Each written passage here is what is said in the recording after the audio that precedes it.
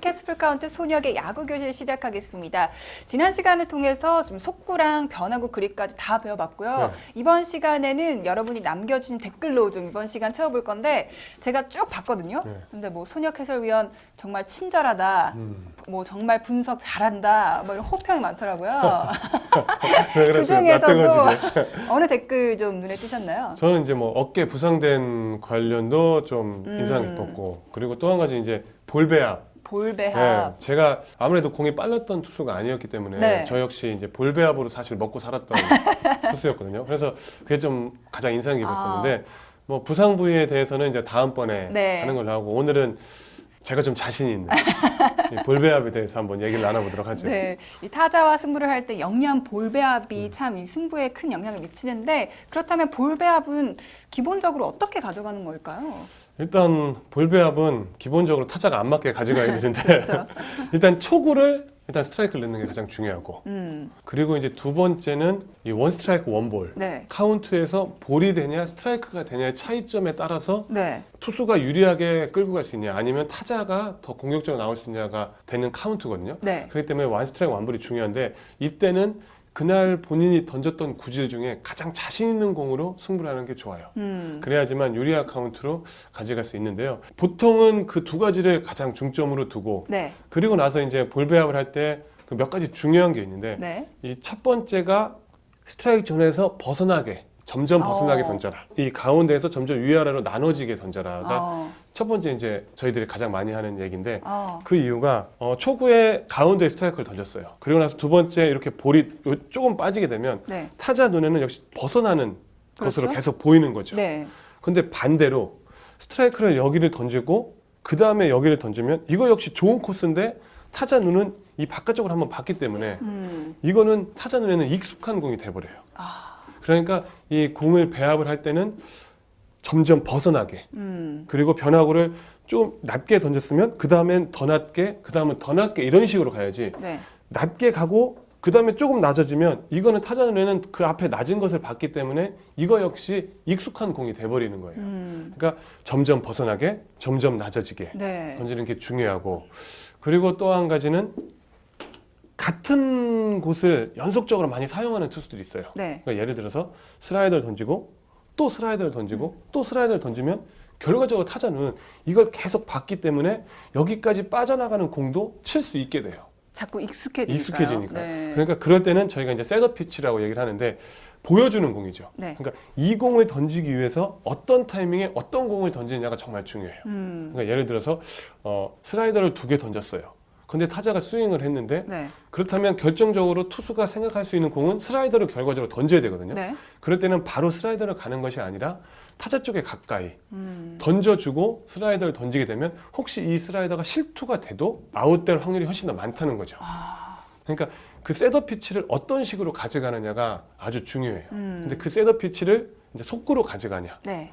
또는 변화구로 가져가냐, 이게 중요한데, 그거는 어떻게 생각을 하면 되냐면, 본인이 마지막 결정구를 사용할 공의 반대쪽의 구질, 뭐 반대쪽의 코스의 공을 던져주면 훨씬 더 타자를 아웃시키는데 훨씬 더 유리하게 작용을 하죠.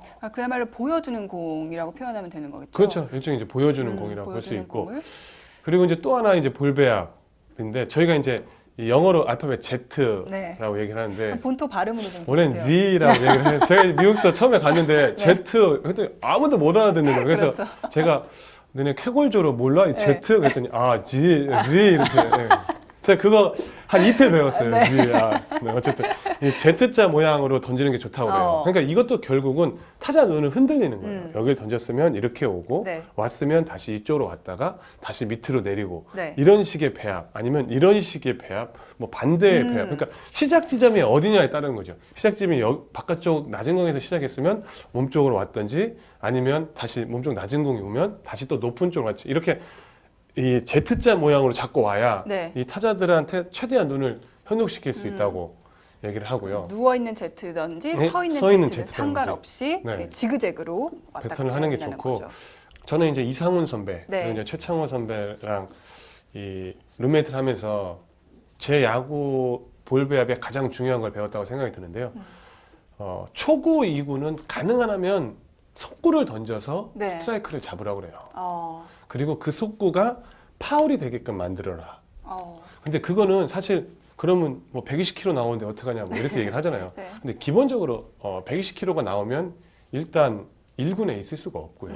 보통 이제 138, 뭐 135km에서 그 이상에 나오는 속구 스피드를 가진 선수들이 대부분 네. 이제 1군에 있는데 그렇게 1군에 있는 선수들이나 그런 투수들의 공을 보면 확실히 공 끝에 힘은 있어요. 네. 근데 초반에 너무 많은 변화구를 사용하게 되면 한 턴이 돌았을 때는 결국 자신의 주무기가 변화구이기 때문에 맞게 돼요. 타자 눈에.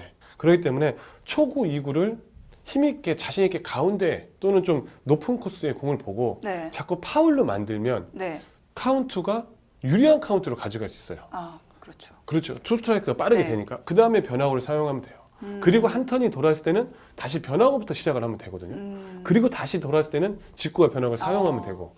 근데 요즘 투수들을 보면 자신의 주무기, 뭐 예를 들어서 뭐 누구를 지칭하는 건 아니지만 포크볼의 주무기인 선수, 또 커브가 주무기인 선수, 너무 초반에 그 공을 많이 써요. 네. 그러다 보면 1, 2, 3회는 넘어갈 수 있지만 결국 4, 5, 6회 갔을 때는 그 공이 통하지 않는 모습을 많이 보여지거든요. 그러니까 투수에게 있어서 가장 중요한 건 초구를 자신이 가지고 있는 속구로 카운트를 잡는 것이 중요해요. 네.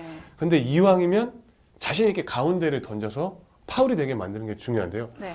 하여튼 저는 경기 때 보면 제가 100개 정도 던지면 한 70%를 직구를 던졌어요.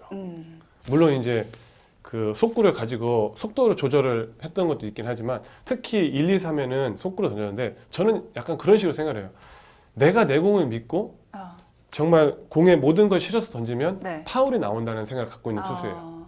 그러니까 그런 식의 마음을 가지고 초구 2구를 속구로 빠르게 가져가서 카운트를 유리하게 가지고 가야만 자신이 가지고 있는 변화구를 훨씬 더 잘 활용할 수 있고 그리고 단지 3이닝이 아닌 네. 7이닝까지 정말 좋은 투구 내용에 좋은 볼 배합을 가지고서 어. 투구를 할 수 있지 않을까 이렇게 생각이 좀 들죠. 그러니까 스피드는 다소 느리더라도 좀 그렇죠. 과감한 초반 승부가 필요하다 이렇게 얘기를 해주셨는데 사실 볼배합에 대해서 여러 부분을 지금 얘기를 해주셨지만 네. 이 사회인 야구를 하는 분들은 기본적으로 어떤 부분에 가장 신경을 쓰면 좋을까요?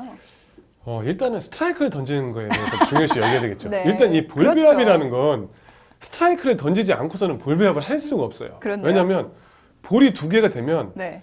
여기서는 무조건 속구를 던져야 돼요. 가운데에다. 특히 사회인은. 그렇잖아요. 근데 그거 역시 스트라이크가 안 될 가능성이 높잖아요. 네. 그러니까 이 사회인 야구에서 제일 중요한 건 어떤 방법이라든지 초구에 스트라이크를 던져야 돼요.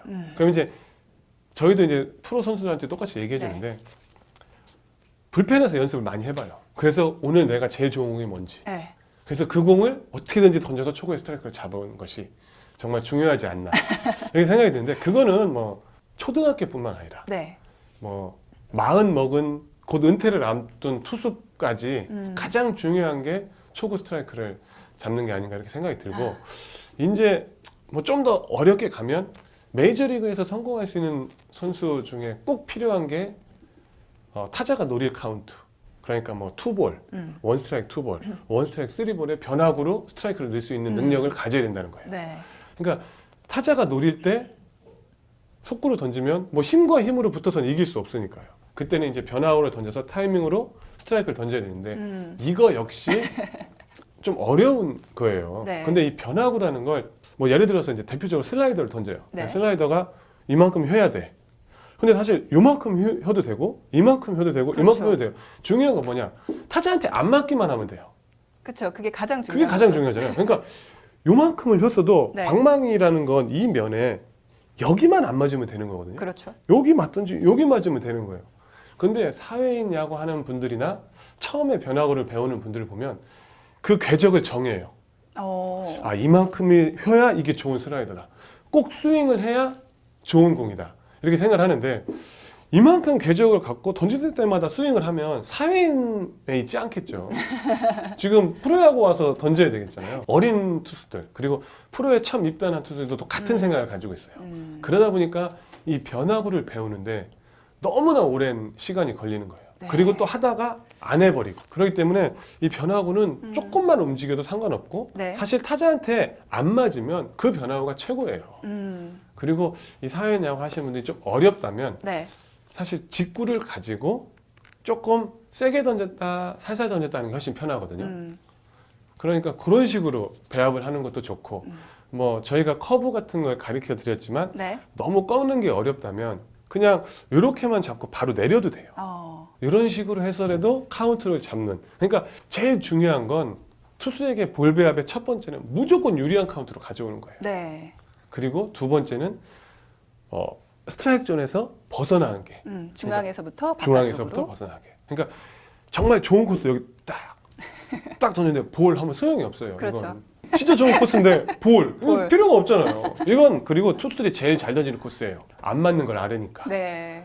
그러니까 중요한 건 들어오는 걸 어떻게 던지느냐. 그리고 요게 혹시 이렇게 들어왔을 때는 홈런 맞으나 안타 맞을 확률이 많잖아요. 네. 그러니까 이거를 어떤 방법으로 확률을 줄이느냐. 그러니까 이 볼 배합은 사실 100% 내 말이 맞다 이건 없어요. 대신 확률을 얼마만큼 줄이느냐 차이점이에요. 제가 재밌는 얘기를 하나 해드리면 김동주 선수가 네.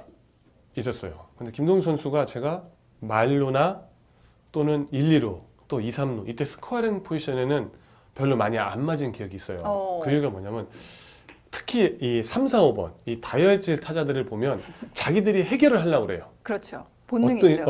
어떤 식으로도. 그러면 일단 스트라이크에 가까운 볼을 2개 던져요. 투볼이 되잖아요. 네. 이게 좀 치사한 방법인데 투볼이 된 다음에 이제 변화구로 던지면 또 맞을 것 같은 느낌이 있어요. 네. 그럴 때는 주자가 있을 때 이렇게 하고 좀 최대한 오래 있어요. 던지지 않고. 네. 타자가 타임하기 직전까지. 그럼 잘 치는 타자들 그리고 또 제공이 만만하다고 여기기 때문에 이게 힘이 점점 많이 들어가요. 치겠다고. 이제 더 크게 치려고 네. 더 유리한 카우니까. 그때 치기 좋은 코스에다 직구를 그냥 던져줘요. 그럼 맞지 않나요? 평상시면 맞는데 네. 힘이 들어가기 때문에 그 나오는 타이밍이 약간 늦어져요. 결국 야구는 아까도 말씀드렸듯이 여기다만 안 맞으면 되는 거거든요. 그렇죠. 스위스팟에만 안 맞으면, 안 맞으면 되는 거죠. 파울이 되거나 그러니까 아니고요.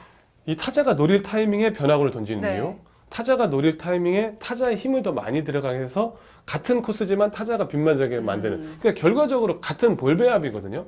투수가 불리한 볼 카운트에도 유리하게 가져갈 수 있는 방법이 정말 여러 가지가 네. 있어요. 그러니까 제가 마운드에서 얼마나 머리 아팠겠어요. 정말 이걸 생각해서 정말 네. 치사한 방법을 내가 찾아내느라고 별 생각을 치사하다기보다는 다른 생각을 영리한 다 것 했었죠. 같은데요. 뭐. 네. 그리고 이제 뭐 투볼 같을 때 뭐 체인지업이나 이런 걸 던질 때는 무조건 타자가 치라고 생각하고 던져야 돼요. 네. 그때 스윙이 나오면 안 돼요. 원스트라이크 투볼이니까 또 투수가 불리하잖아요. 네. 그때는 제발 쳐서 죽어라. 아웃되라. 죽어라 아니죠. 아웃되라. 왜냐면 이게 이 체인지업이란 개념은 체인지업을 던질 때 많이 잘못 생각하는 게 뭐냐면 스윙을 시키려고 던져요. 체인지업은 던지는 카운트가 투볼, 네. 원스트라이크 투볼, 원스트라이크 쓰리볼. 타자가 칠 타이밍이에요. 그렇다면 쳐서 아웃이 되게. 그러니까 중요한 건 스트라이크를 넣는데 조금만의 움직임을 줘서 네. 결국 빗맞게 만드는 그런 식의 이제 배합을 여러 가지를 하다 보면 네. 투수가 조금 더 쉽게 승리를 할 수 있지 않을까 이렇게 생각이 드는데요. 물론 공이 빠른 건 하늘이 주신 장점이죠. 네. 저한테도 정말 빠른 공이 있었다면 이렇게까지 연구는 안 했을 것 같아요. 볼배합이 달라졌을 수도 있겠네요. 그렇죠. 네. 저 사실 만화책을 되게 많이 보는 편인데 네. 만화책을 보는 것 중에 정말 재밌는 얘기가 하나 있더라고요. 변화구는 공이 빠른 사람들이 만들지 않았다는 거예요. 공이 느린 사람들이 계속 자기들이 살아나기 위해서 만들었다는 거예요. 만화책이 그렇게 네, 쓰였구나. 그렇게 제가 이제 만화책 되게 좋아하는데 근데 딱 들어보니까 저도 그걸 살아나기 위해서 막 손 가지고 여러 가지를 했었거든요. 네. 공이 빠르지 않은 사회인 야구 투수들도 잘 생각하고 또 잘 연구하고 다른 투수들이 던지는 걸 잘 보면 결과적으로 공이 느리더라도 네. 성공할 가능성이 좀 더 많아지지 않을까. 네. 요 기회에 저도 사회인으로 진출을 해야 되지 않나 좀 생각이 드네요. 그 볼배합에도 말씀하신 것처럼 완벽한 정답은 없지만 그렇죠. 이렇게 좀 말씀해주신 팁을 바탕으로 연구를 해보시면 또 재미있는 볼배합이 탄생을 할 것 같다는 생각이 듭니다. 자, 이렇게 볼배합에 대해서 얘기를 해봤고 네. 다음 시간엔 또 어떤 주제로 얘기를 나눠보면 좋을 것 같고요. 저는 저 야구 있는 거예요? 다음 시간에는 이 많은 분들이 네. 이제 좀 이렇게 어깨 쪽 또 팔꿈치 쪽에 대해서 그러니까요. 부상에 대해서 많이 얘기를 하시더라고요. 그래서 이제 그 부상을 당하는 원인하고 그리고 나서는 그 부상을 당했을 때 이제 어떤 운동을 하면서 대처하는 게 좋은지에 대해서 좀 얘기를 나눠보도록 하죠. 알겠습니다. 다음 시간도 또 기대 많이 해주시고요. 손혁의 야구교실 오늘은 여기까지입니다.